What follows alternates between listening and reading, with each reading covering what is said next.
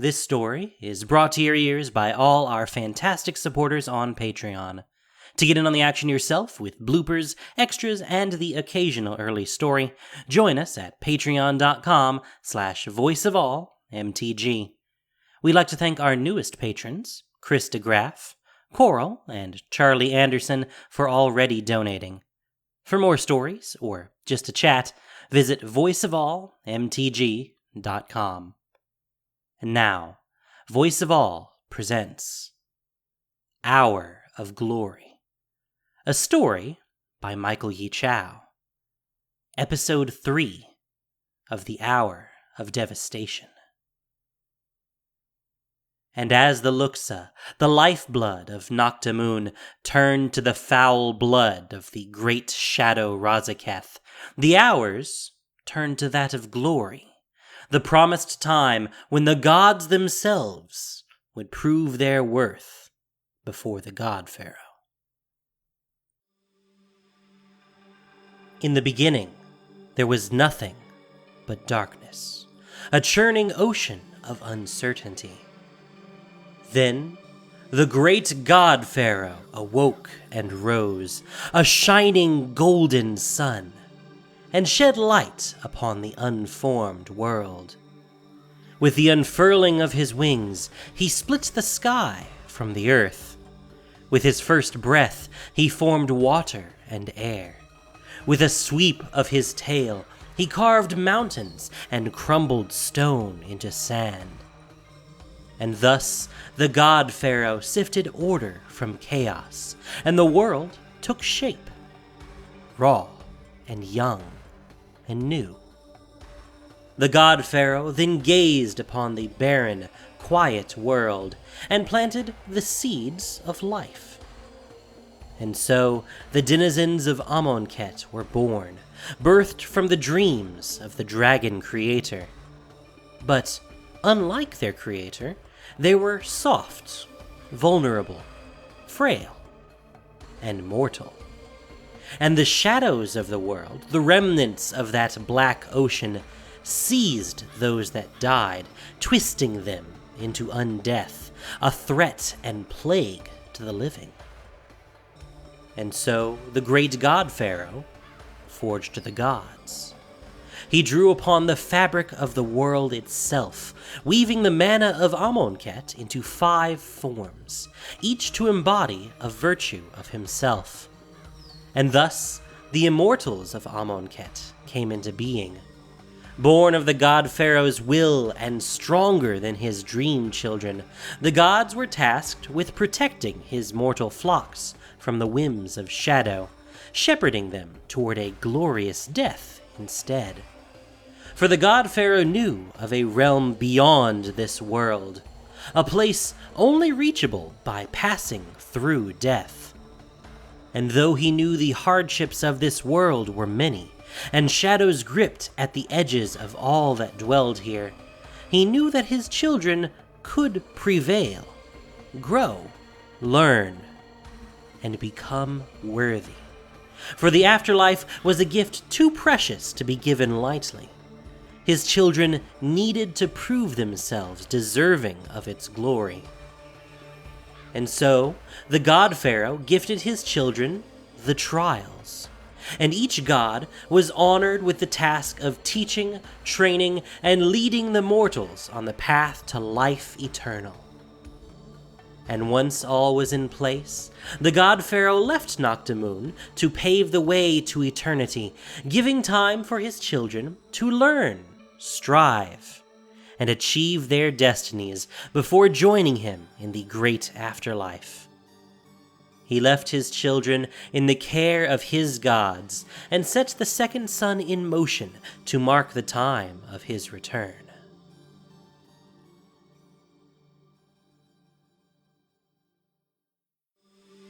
All this Rhonas knew to be true.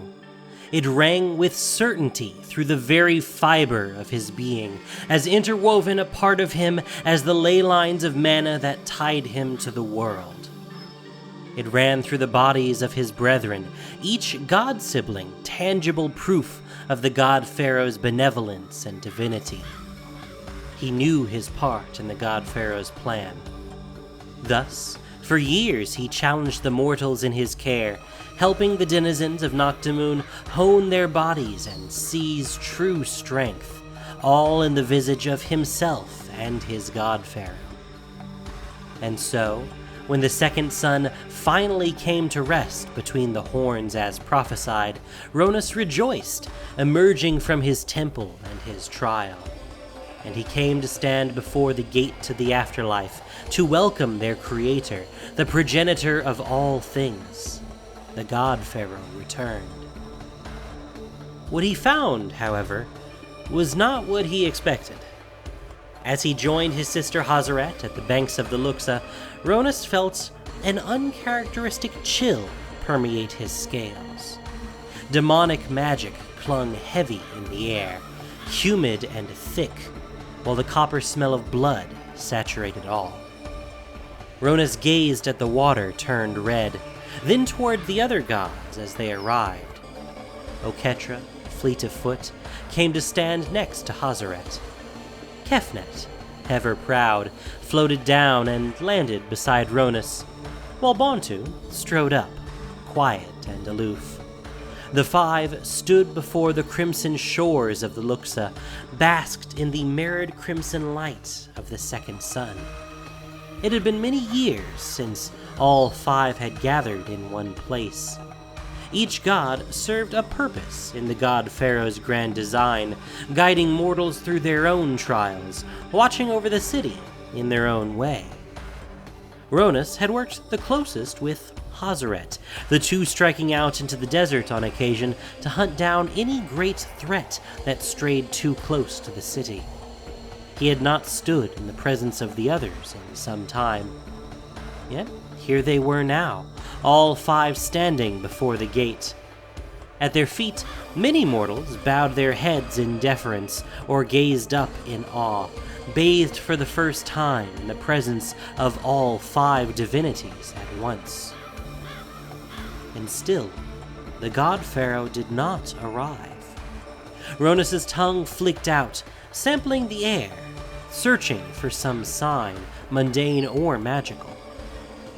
The promised hour of revelation had come and gone, but no answers had been revealed.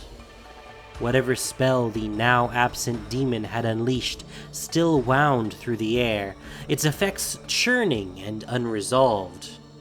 And Rhonas brought his staff to bear, his instincts whispering of danger. Look, the Luxa. Hazared's voice reverberated in his mind, and Rhonas' gaze shifted to the river. The blood coagulating at standstill just moments ago had resumed its flow through the gate, rushing with increasing speed as it coursed beyond. In the past, Rhonas had seen the gate to the afterlife crack open as part of the daily passage of worthy dead to the beyond. This, however, was the first time he had witnessed its doors thrown wide. Yet he saw no sign of the promised paradise beyond the open portal, only the necropolis, large and imposing, housing all the dead awaiting the god pharaoh's return. Within moments, all that remained of the mighty Luxa was a few rivulets of red, coagulating droplets of blood clinging to stones at the bottom of the riverbed. The acrid bite of the demonic spell reverberated through Rhonas' very being, and he sensed old magics unraveling and unbinding. As the magical pressure in the air grew thick and almost unbearable, the blood of the river seemed to seep into the stone foundation of the necropolis, running up the grooves and markings on the statues lining the sides of the building. A blast of fetid air burst from the monolithic structure, and a sudden crack rang out. Rhonas watched as 3 of the massive statues, no, sarcophagi, along the side of the building cracked open, their stone facades crumbling in a cloud of dust. A blue light flashed, and 3 enormous figures stepped forward from their slumber, awakened by the demon's spell. A wave of cries and shouts rippled from the mortals assembled at their god's feet, while the gods recoiled at the sight and the presence of the towering figures. The three stood taller even than the gods themselves, their humanoid bodies ending with monstrous heads bearing the shapes of insects. One a scorpion, one a creature with a spindly locust-like form, and one with the azure carapace of a scarab where its face should have been. There was no question in Rhonas' mind. These three were immortals. Whereas the presence of his siblings glowed like a warm flame, these gods emanated shadow, a heavy weight of darkness and despair that washed over all present, mortal and god alike. For the first time in his existence, Rhonas felt unsure. Nothing in the prophecies, nothing in his memories of the god pharaoh spoke of these three. The mortals at his feet murmured, and a few let out panicked screams as the scorpion god lumbered through the gate, its massive stride sending tremors rumbling through the ground. To his right, Hazaret took a step forward, spear at the ready, but Rhonas held out his staff to stay her fervor. Is this a foe or a test? I am Rhonas, god of strength. Who are you, and why have you awakened during this hour of glory? The scorpion god did not respond, but turned its insectoid head toward Rhonas. Upon closer examination, the god appeared even more grotesque than Rhonas had initially thought. Its body was a coil of sinew and muscle, coated by dark exoskeleton, with hands that ended in sharp claws. Its head looked like a massive scorpion perched on the humanoid body, its hardened carapace gilded and adorned with blue orbs that Rhonas could only assume were its eyes. The immortal seemed to regard Rhonas. No words came forth from its mandibles, but a low, chittering noise started and grew in volume. Rhonas gripped his staff tighter as the scorpion tail arched over the god's head.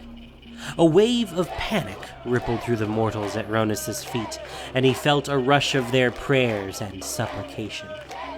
Rhonas pointed his staff toward the scorpion god, matching the display of aggression with one of his own.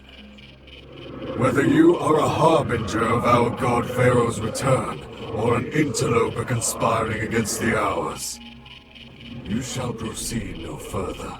The scorpion god took another earth-shaking step forward. Rhonas shifted his grip on his staff as his feet moved into a practice-centered stance. Around him, his brothers and sisters stood at the ready, bodies tense, eyes on Rhonas. Rhonas' tongue again flicked out into the air. You shall not defy a god of Amonkhet. We stand guard over this city and its people. If you are my trial, then I will defeat you and prove myself worthy. Without warning, the scorpion god charged toward Rhonas, its chittering spiking in volume. Sand flew as the immortal moved with surprising speed, scorpion tail tensed. It dashed into striking distance, clawed hands swiping at Rhonas. But Rhonas was ready, sidestepping the charging god and striking at it with his staff. The metal smashed against the other god's back, a resounding strike against its carapace that would have reduced lesser beings to dust. The immortal seemed to shrug off the assault as it spun around, mandibles clacking and tail twitching in anticipation. It sprang at Rhonas again, claws raking at his eyes. Rhonas raised his staff to parry, and the scorpion god's claws clanged against the metal of his weapon. Rhonas felt his knees bend and his feet break the earth beneath him under the force of the blow. Rhonas struggled, pushing up against the larger god. Fighting something bigger than himself was unusual, but not wholly unnew. The desert hid sandworms, monstrosities, and far more terrifying beasts, and he had occasionally tussled with a foe whose stature exceeded his own. But fighting something stronger than him? Than the god of strength? Rhonas shouted in fury and pushed, muscles screaming as he shoved the scorpion god back. The ground shook with each of its steps as it stumbled. Rhonas took advantage of its loss of balance, drawing mana and channeling a spell of vigor. Power coursed through his limbs, and he swung at the scorpion god with all his might. His blow caught it in the chest, and the immortal went flying across the expanse, landing with a crash just beyond the gate. Rhonas heard the mortals cheer and shout praises behind him as the scorpion god slowly clambered to its feet. Rhonas' stoic face hid from the rejoicing mortals the growing dread in his heart. That spell never failed to end a fight before. The scorpion god again crossed the threshold of the gate. This time, it did not charge. Instead, it cut a sweeping path, keeping its distance, but stalking and circling closer to Rhonas. The chittering never ceased, droning at a mind-numbing volume and frequency. Rhonas tried to block it out, countering with an incantation he muttered low under his breath. The scorpion god was clearly a trial of the hour of glory.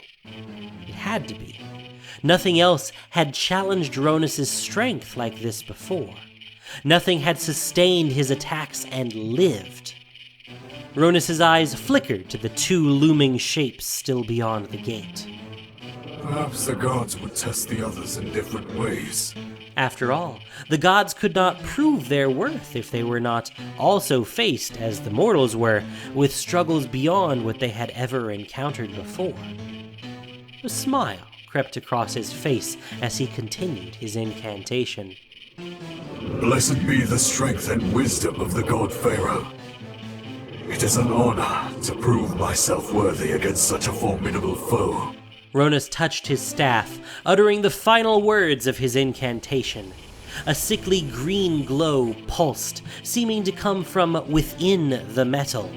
It shimmered across the length of the staff, then coalesced in the bladed end of the weapon, settling into a soft viridian light. Rhonas began to walk, a counter-circle to the scorpion god's sweeping path. You are indeed strong, but you shall not triumph today. This time, Rhonas charged in, dashing toward the scorpion god with serpentine speed. He parried a strike from the scorpion tail, then spun close and landed a blow with his elbow, catching the scorpion god in the ribs.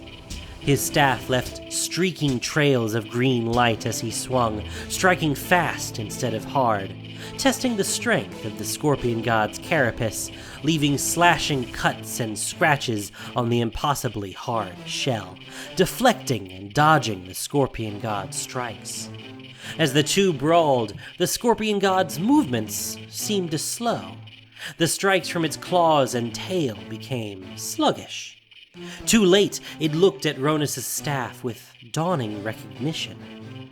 Rhonas grinned and bared his fangs as he drove the blade end of his staff into the immortal's shoulder, cracking the carapace just enough. The scorpion god now too slow to stop or dodge the assault. The biting glow of magical poison, venom powerful enough to slay most living things, pulsed as it seeped in through the wound, numbing and eating away at the scorpion god from the inside. Rhonas pulled his staff back, and the scorpion god fell to its knees, still chittering weakly.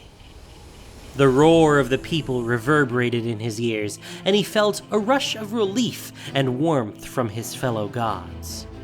Rhonas regarded the monster brought low, then turned back toward his brothers and sisters and the gathered mortals. He opened his mouth to speak. The words never made it past his throat. A sudden rush of motion behind him caught Rhonas by surprise. Sharp claws dug into his arms, and he barely registered that the scorpion god had grappled him from behind before an impossible pain split through his mind. Time halted. Rhonas looked down, surprised to see himself standing on the banks of the Luxa. Behind him, the scorpion god loomed, a dark shape that somehow exuded and glowed darkness, claws gripping Rhonas' body. That was when Rhonas saw the scorpion tail arched over the god, piercing his own skull. I am slain.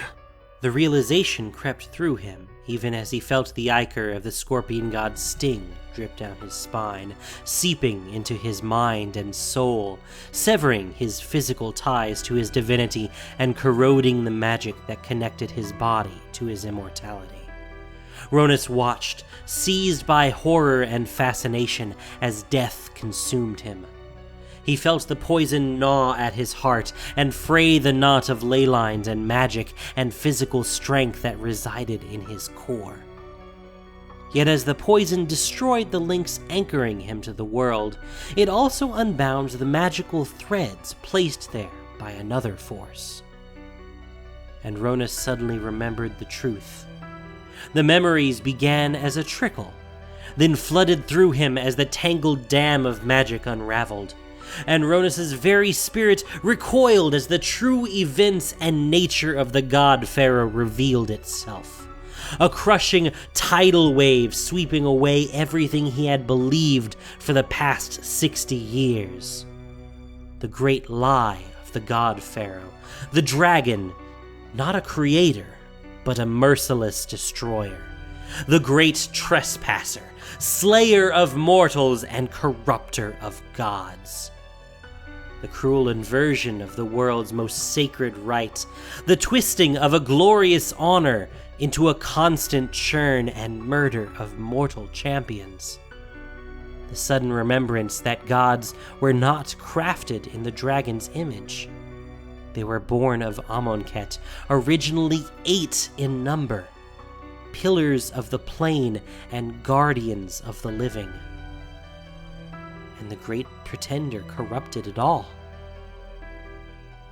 Rhonas wept, and as he wept, his tears turned from heartbreak to rage, and Rhonas spat the foul name, his dying heart filled with fury and pain.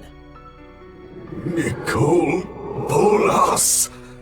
As darkness crept on the edges of his vision, and he felt the last ties of his spirit to his physical form disintegrate, Rhonas looked upon the gruesome visage of the god behind him. And though his bodily eyes already filmed over with milky white, he saw the god's true nature.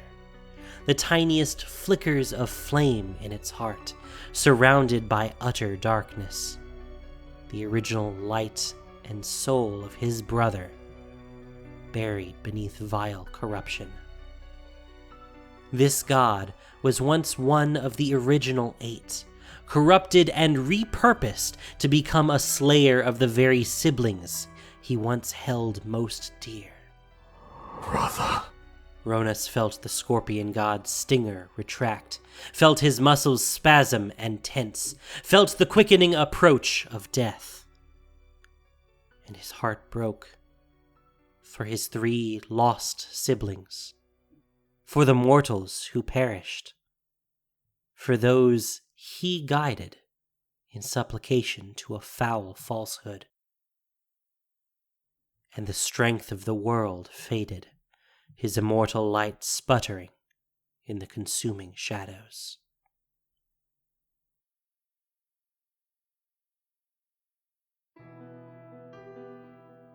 The assembled gods and mortals cried out in anguish as the scorpion tail pierced Rhonas' head.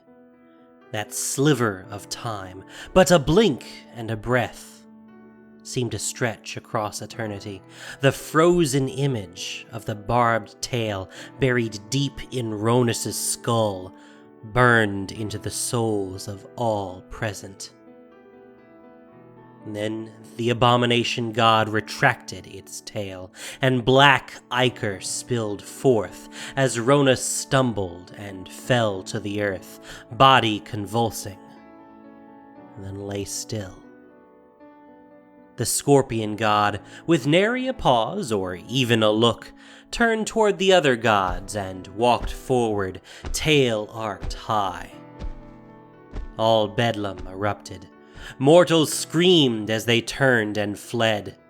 The other gods scrambled for their weapons as the scorpion god marched toward them, relentless, unstoppable.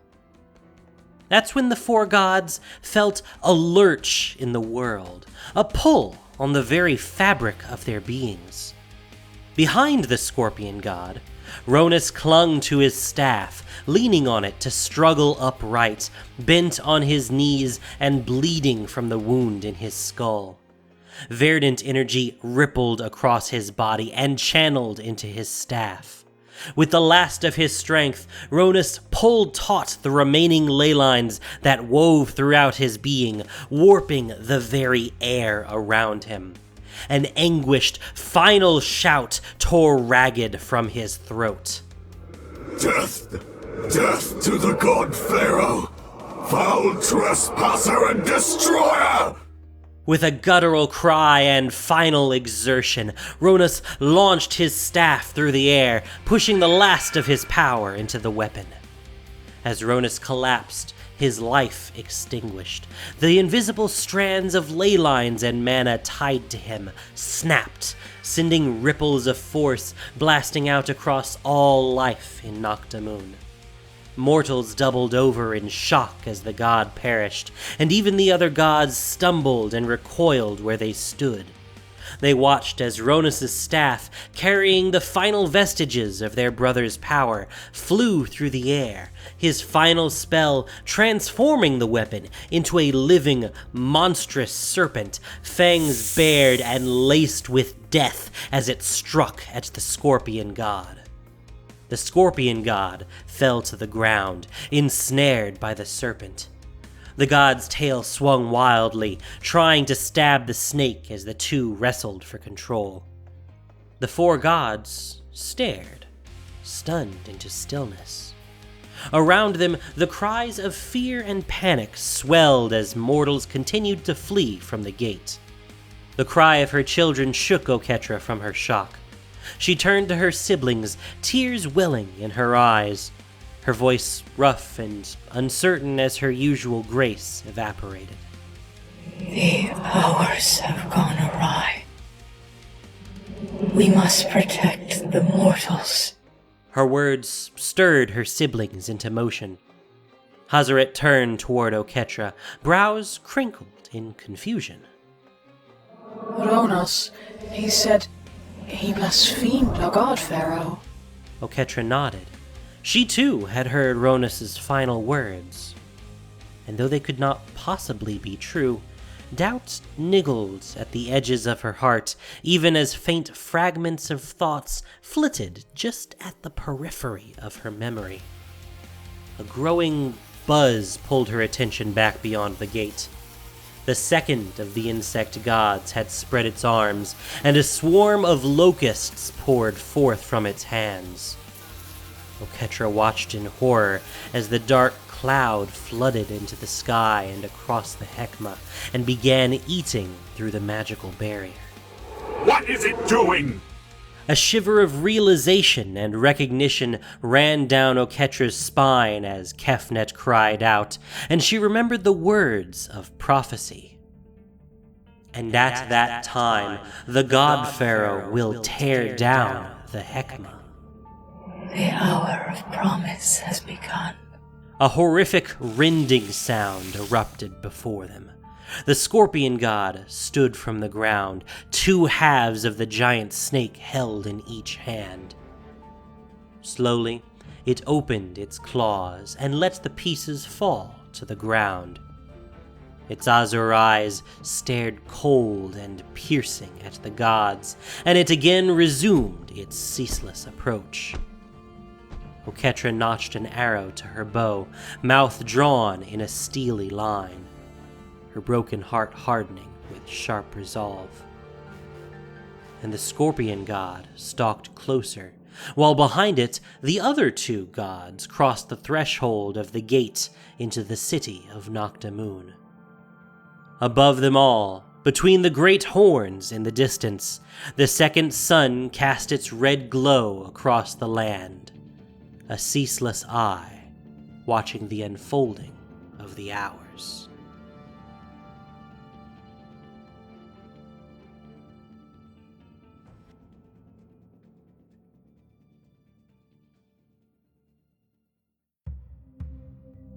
Thank you for listening to this production of Voice of All. As listener-supported entertainment, we rely on you, not just for the voices of the characters, but also to keep us going and growing. If you enjoyed what you heard, please support us by rating and reviewing us on iTunes, or following us on SoundCloud and Google Play, or just plain sharing with your friends. You can also support us financially on Patreon for exclusive perks. Speaking of, we have a special shout-out for one of our Patreon subscribers, Capitan Ra, wants to give a shout-out to Sister AJ. Good luck in Ireland. Hour of Glory was written by Michael Yi Chow. The podcast was produced and edited by Gendo Keshi, with sound editing by Grace and Noxshade. This week's story featured the voice talents of Sonia Greer, James Digit, Maxie Bridgewood, and Jacob Gallet. Magic the Gathering is copyright Wizards of the Coast. Thank you for listening, and have a great day.